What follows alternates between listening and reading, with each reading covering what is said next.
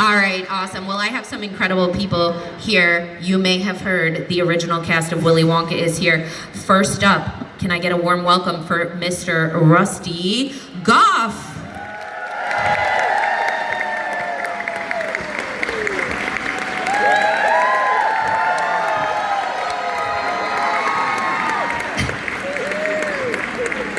Hello. That one must be his, correct? Yeah, I think so. And ladies and gentlemen, can I get a warm welcome for Mr. Paris Themin? Also known as Mike TV. Next we have our lovely lady, Miss Julie Dawn Cole, also known as Veruca. She wants it now. And last but certainly not least, coming up to the stage, we have Mr. Peter Ostrom, known as Charlie Bucket. All right, get your questions ready, folks. And we have our presenter. Come on up to the stage. Oh, come on, let's get a loud round of applause for him as well. All righty.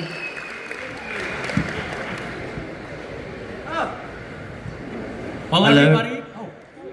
Well. Hello. Hello. Yeah, is it working?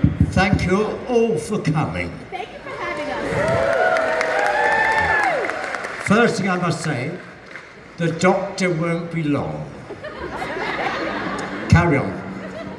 Well, everybody, it's a great honor to be here. I think I speak on behalf of all the good folks here who joined us today to be with all of you on the 55th anniversary of the Willy Wonka and the Chocolate Factory. So can we give them a round of applause?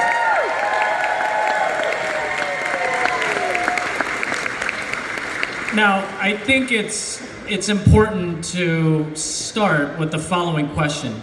It's been 55 years since the release of the movie. What do you feel? How does it feel to you? What we feel? Old, yeah, old.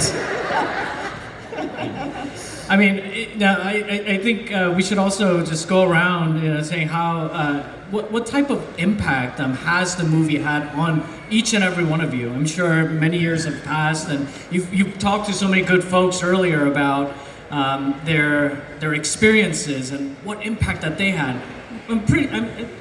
So it's curious to know what type of impact it has onto you specifically, individually.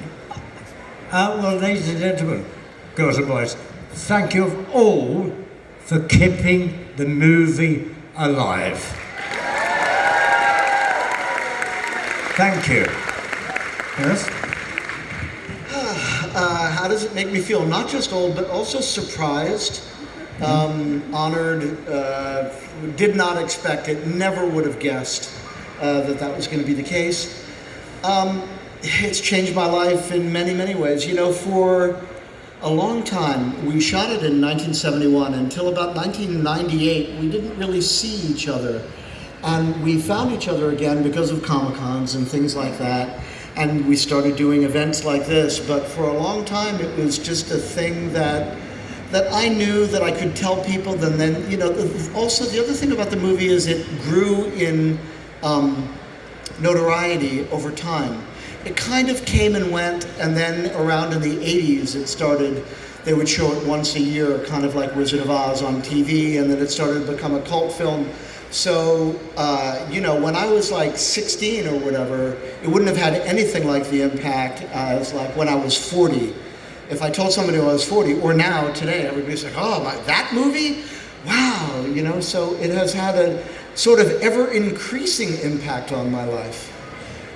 It's incredible to hear. Yeah. Julie? Well, it's similar, it's momentum has continued to gain over the years. When it first came out, it wasn't a box office success. It disappeared and was largely forgotten about, certainly in my life, and it wasn't something I really spoke about.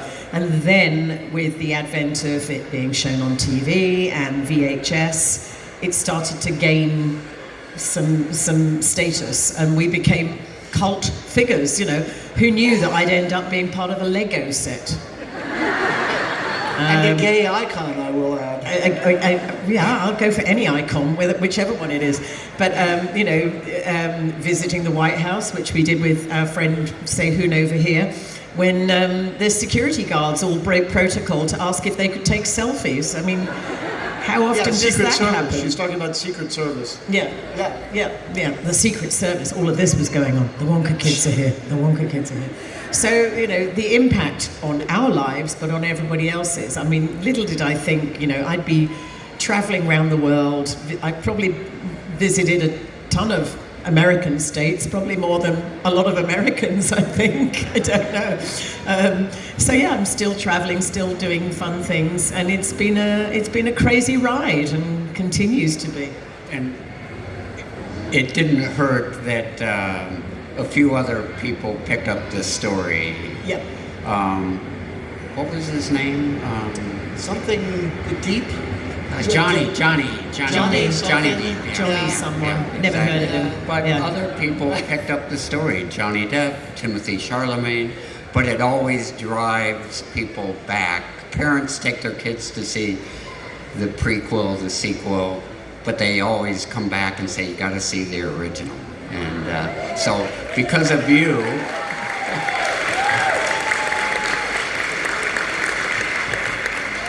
the original still is my favorite version.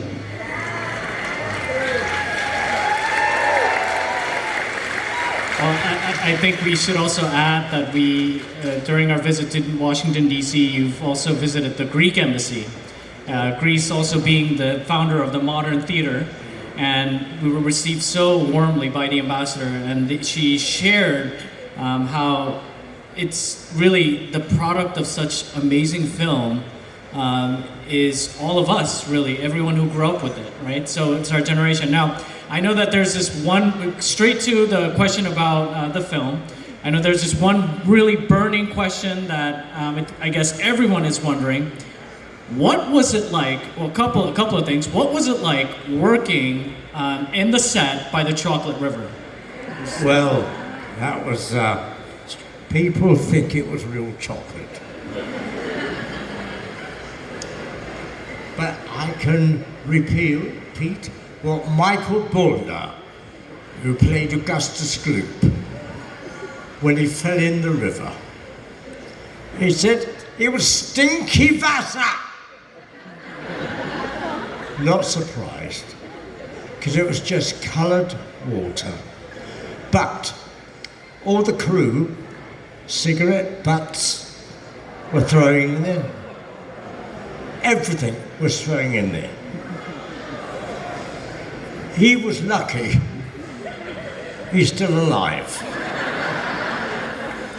So It was absolutely horrendous. It wasn't pleasant. In fact, we've just it was your stand-in, Bobby Rowe, his brother, who was a couple of years older. So Bobby would have been our age, 13. His brother Bill was employed to scoop the scum out of the river every day. That was his job. He waded in the river in thigh-high waders or whatever. He was the chocolate pool boy. Yeah, he was the chocolate pool boy. Yeah. Yeah, and don't forget those little Oompa Loompas, they were putting real cream and real sugar in, and then it sat there for 3 weeks. Under the hot lights. Not so good. So needless to say, that was probably not the only scene that was not OSHA approved. So, just saying. Yeah. Well, I think the next question should be directed to Rusty. There's I think among all the characters, you actually had extra burden on your back where you had to put your prop on and off every day, and I believe it took several hours to get everything together. It did, especially the wigs, because they thought a wig fitted every dwarf, same size. They didn't realise we've got different shaped heads. So it's like pulling it on, gluing it, stapling it or whatever on your head, and then the orange makeup. Well, our makeup man assigned to us was called Klaus, and he was told, to make sure they got powder on their face. He insisted on doing it every 2 minutes. We need more powder, more powder, more powder. By the end of the day, you could scrape it off. Seriously, it was horrendous. But Denise, the late Denise Nickerson, who played Violet Beauregard, she had the same makeup but covered purple as she turned into the blueberry. A couple of weeks after the movie finished, back at home, blue started coming out of her pores. Yes, scary. I shall now get... Do you have makeup on? What now? no, I always look like this. That's it, thank you. And you know, there are other stories like that, moments where several of us were uncomfortable or non-OSHA approved or placed in danger. But honestly, I think it must be said that the overall experience was fantastic. It was Munich, Germany in 1971, and huge rooms like this, sound stages in Munich, and a really just brilliant art department that made the chocolate room that you're talking about now, but also the inventing room and the fizzy lifting drinks and Julie's room and my room and all of our, I mean, it was really, really, really fun for an 11-year-old to ride the boat down the river like Pirates of the Caribbean, or, you know, get shrunk. Now I'm like pretending I'm a teeny tiny person in a gigantic TV. I mean, really fun. So I should say that it wasn't all not fun and games, if that makes sense. Wonderful. Yeah.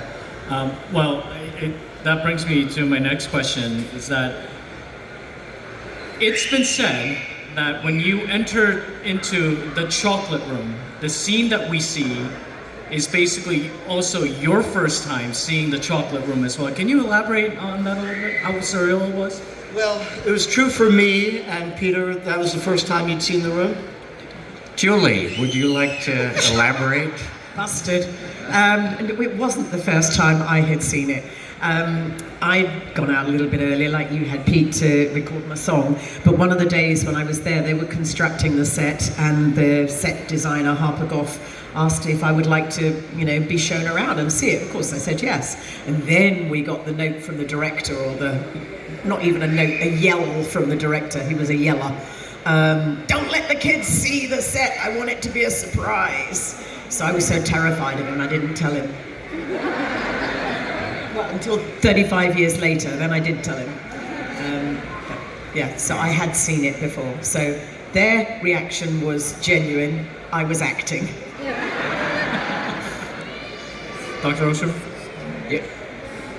As Para said, it was my first time for seeing the actual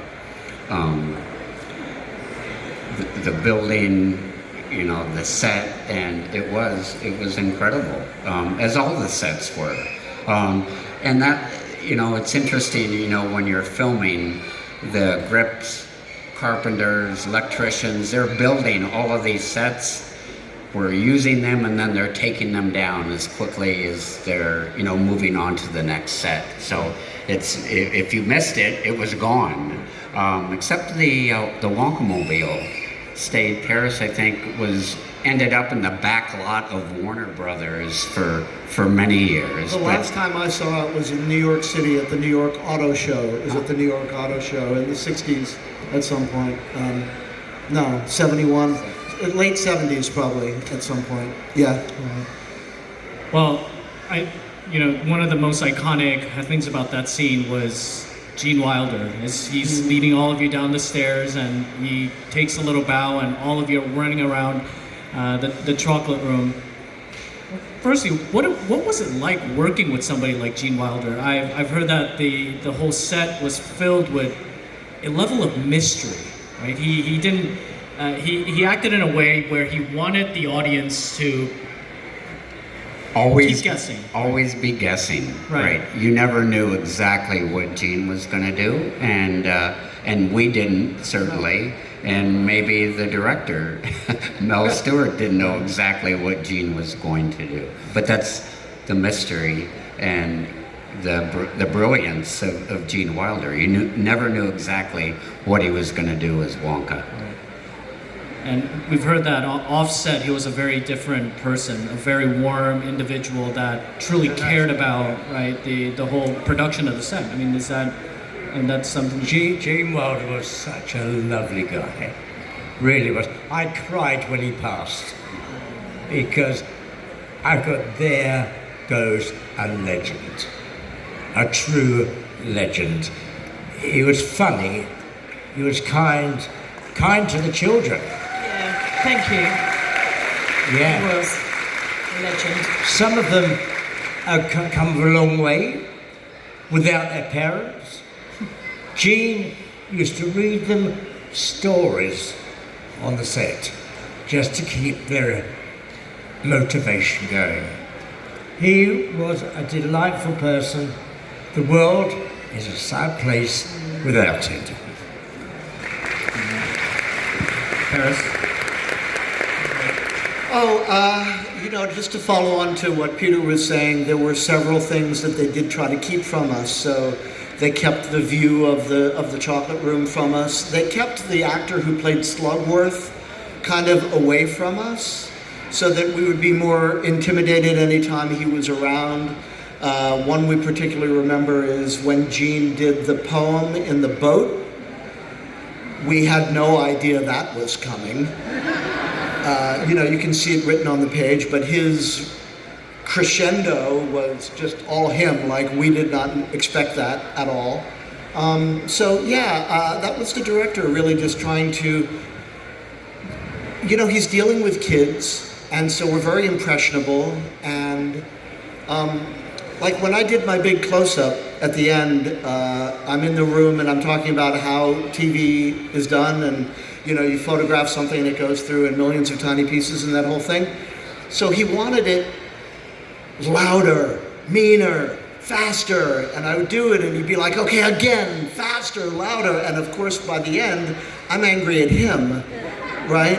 And so I'm spitting and I'm like giving it to him and they're like, okay, now we've got it, So he had his way, as Julie said, he was a yeller, but I mean, look at the movie he came up with eventually, so, kudos to him.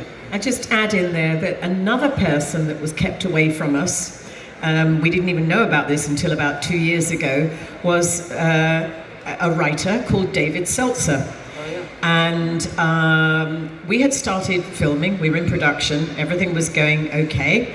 Roald Dahl, as we all now know, was a bit of a tricky guy. And if you're interested, you can go and see Giant on Broadway, played by John Lithgow, it was amazing. But Roald Dahl was tricky, and he fell out with the producer and the director for various reasons. Roald Dahl objected to things like regular. He didn't like the word regular. That wasn't British. They fell out very quickly during filming. Yeah.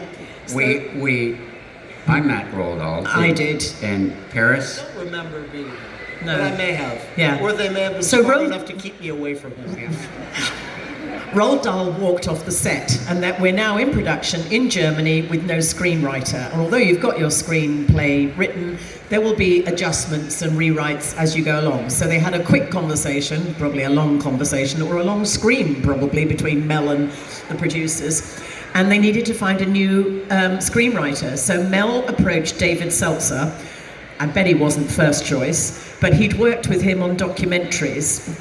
David Seltzer was then about 32, and he'd written documentaries that Mel Stewart had directed, and he'd always wanted to write screenplays. So Mel said, here's your chance, here's your break, we'll fly you out to Germany tomorrow, coach, but you won't get a credit if you want to be the screenwriter on this. So David Seltzer said yes, and they stuck him in a hotel somewhere, and he wasn't allowed out, and he wasn't allowed to meet anybody or visit the set or anything. We never met him, we never saw him, didn't know he was there.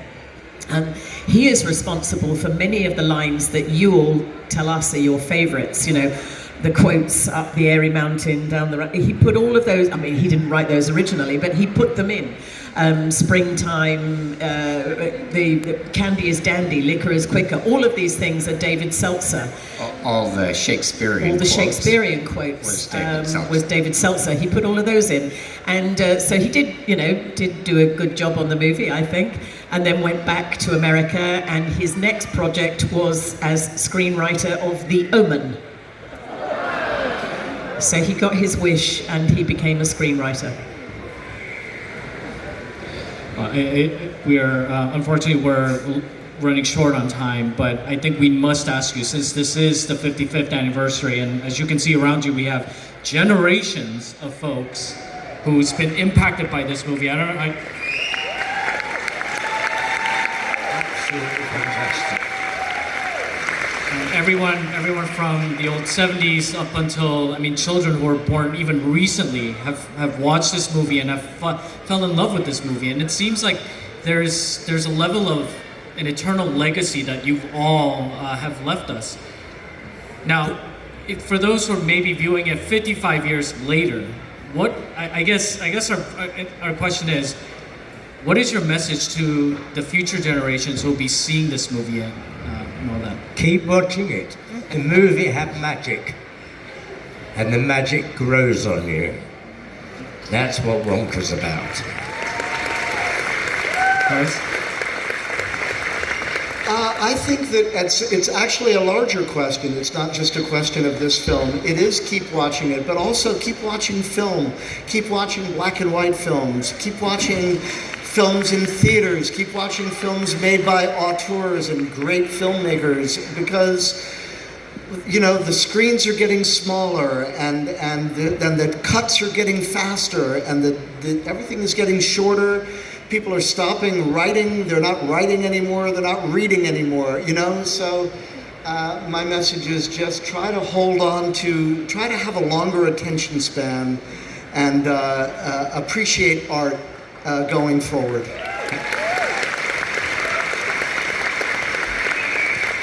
How is that coming from Mike TV? From Mike TV. Yeah, I know. Turn the TV off. I didn't say turn the TV off, but watch longer forms. Yeah. That's it. No, I wouldn't. You don't want to? No. Right. Okay. Awesome. Well, I think we're ready for our Q&A. So who has a question? All right, first question right here. Oh, thank you so much. Do any of you guys have any PTSD about the boat trip in the tunnel? And I know you already mentioned Slugsworth, but thank you all for coming down, and major impact on my life. I work for the railroad, but we talk about you guys all the time. So ride the rails. Thank you. You're not the only guy that said that. People say, what the hell were you guys on? And the question was, do you have PTSD?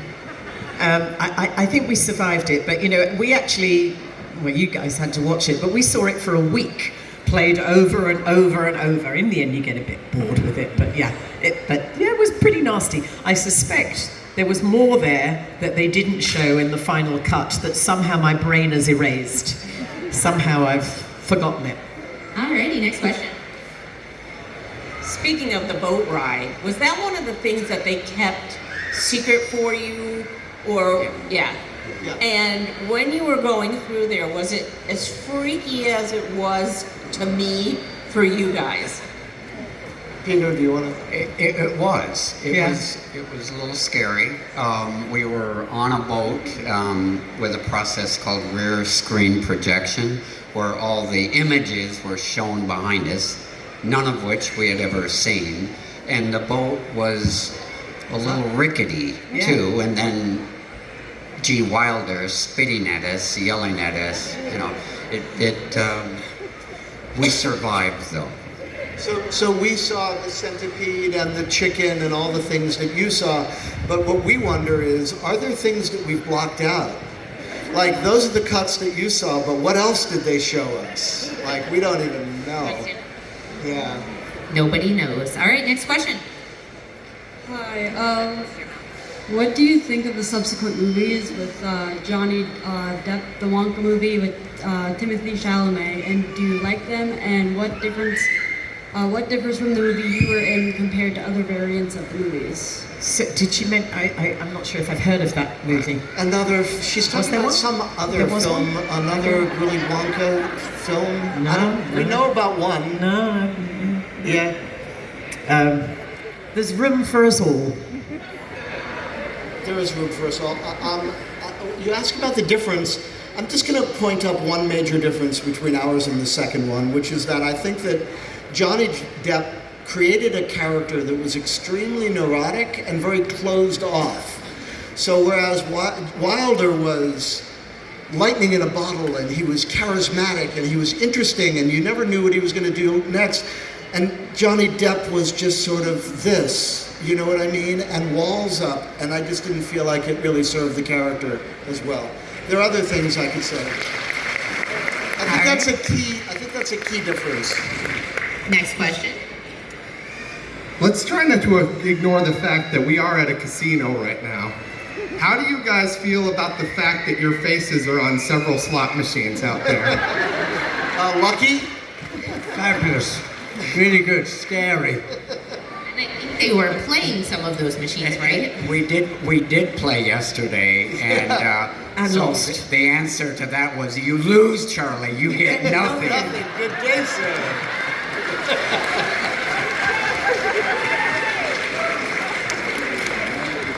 My question is, how come you went with the geeses and not with the squirrels like the book?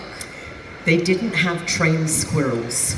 So, you know, I guess squirrels are pretty hard to train. I think also they wanted to tie it into chocolate products. You know, maybe they were going to launch an Easter egg. Who knows? I don't know why they chose geese, but obviously I think we do know, most of us know the phrase about the goose that lays the golden egg. So it worked. It tied in. Yeah. So squirrels, no, there were no trained squirrels. Also, as I recall in the book, the squirrels eventually tear her to pieces, which maybe they didn't want to go quite that dark with it. Yeah. All right, this is on. This is for Peter. The famous scene at the end where Gene freaks out and says, you know, you stole fizzy lifting drinks and yells at you, and the rumor that you and Malden's own Jack Albertson had no idea that was coming. Can you talk about that for a hot minute? Sure. So that was correct. I knew Gene, we'd rehearsed it, and he had read his lines, but he did not give me the full impact, the full reading of those lines until we actually did it. And as I recall, it did not take us very many takes for us to get it right, where Mel said, that's it, you know, print it. We're good to go. So, but that was the fun of working with Gene. You never knew exactly what he was going to do. So my reaction was my original, unique, real reaction to Gene screaming at me. Yeah, and telling Charlie, you know, he didn't get anything. He lost. So, but he was wonderful to work with, as was Jack Albertson. Formed a very tight bond with both of those guys. Yeah. All right, next question. One is a real boat or is a prop? She wanted to know if the boat was real or was it a prop? The boat was real in the sense that it was something that you could sit on, but you wouldn't want to take it out to sea. That would not be an ideal thing at all. It was in fact on runners under the water, like when you go to Disney and you've got Pirates of the Caribbean or something like that. It's on a track under the water. But they didn't tell the Oompa Loompa Rudy, who was driving the boat or steering it, that it was on a track. He thought he was steering it for real. So he took it very seriously, this responsibility. Incidentally, I have a friend who just found his diary. His dad was the exec on it, who found the budget for all our costumes. And this was 2 days ago, found this out. The budget for Gene Wilder's costume was $350 back then, quite a lot of money in 1970. The Oompa Loompas costume was $100, but there was $25 in the budget for the sailor's hat. The sailor's hat. There was one sailor's hat, $25. Okay. Just found that out. How much did my costume cost? Didn't have that information. Yours was shrunk. I don't know. All right, next question from my little one right here. You guys ever have a crush on each other? She wants to know if you ever had a crush on each other. Great question. I read that maybe you did. I think Mum's been nudging you to ask Been that. 'Cause rumored. Mum wasn't. Did Mum have a crush on anybody as well? Maybe I should be asking that. Well, who wants to answer this one? Yes, you did. To answer that. I feel myself blushing. Yes, you know, we were 12 and 13 and, you know, that age. But both Denise and I, sorry, Pete's wife is here, so I hope she's gone to the bathroom at the moment. Loretta, put your fingers in your ears, don't listen to this. Denise and I both had a crush on Peter, but he didn't know this, because he's a guy, and guys are stupid. And so it was all very sweet and innocent of, you know, whose turn was it to stand next to Pete that day? And, you know, we used to take it in turns. What Pete didn't know is that the hotel that we were staying in Munich, Germany, was on the banks of the Isar, the river there. And we would go down there after filming had finished, wrapped for the day, and go and skip stones on the water. He's a master at skipping stones. Denise and I would go, "Oh, Pete, can you show me how to do it?" Neither of us ever learned. So I still can't do it. Can you skip stones still? I can. You can? I can. He did like 10 bounces or something. What's your record? I don't know. Anyway, Denise and I were very adoringly admiring him skipping his stones on the river. Alrighty. How do you make Mike TV look small? So they did, I'll try to condense this a little bit. I'm going to go kind of fast. They start with the millions of tiny pieces. That was cell animation. In other words, they painted on the film the dots. Then they go over, then I'm small. They made a big TV for me to walk around back and forth in. I jump down from there. She picks up a little doll, which is just a little doll about this big. And then I'm hanging from wires as I say, "Where are you taking me?" 2 big fingers above me. And then they throw me in the purse. And I do a lot of voiceovers where I'm talking about lipstick that I'm spreading all over the inside of her purse and bending her comb and all this stuff. And all you really hear is like, but there's a whole world happening inside that purse. All right, and I think we'll do one more. Do you want to stand up, my young man?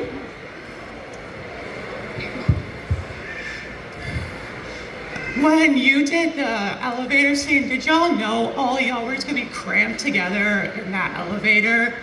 I think maybe he means the black and white room.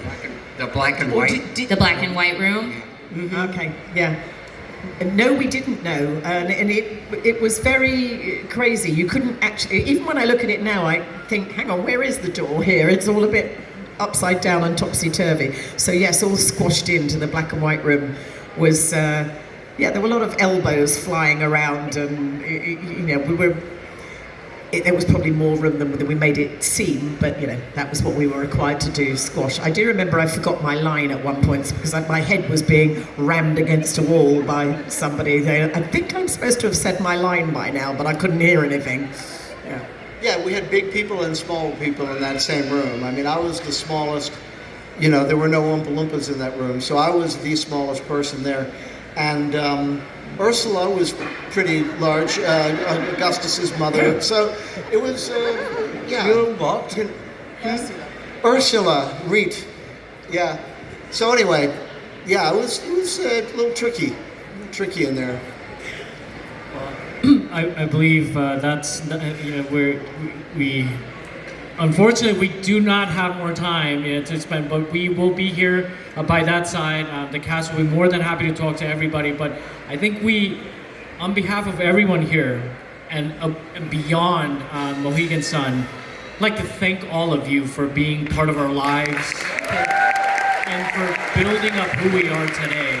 And I'm sure the legacy would continue. Thank you very much. Thank you for coming. And as he said, ladies and gentlemen, they will be at their tables all day. I know we didn't get to everybody's questions, but please feel free to go on over, chat, ask your questions. They're happy. They'll be here till 6 o'clock. Thank you so much, guys, again. Thank you. Thank you. Can I just say, I know you've all had a long wait in the line. Thank you for being so patient and being so wonderful when you get there. We don't want to shortchange anybody by cutting you short, and I promise you, we will not go until the last person has got whatever they want. They're So the we best. will be here. They're the best. Let's give it up for the cast of the original Willy Wonka. Incredible 55 years. How special. And like I said, they'll be at their tables all day.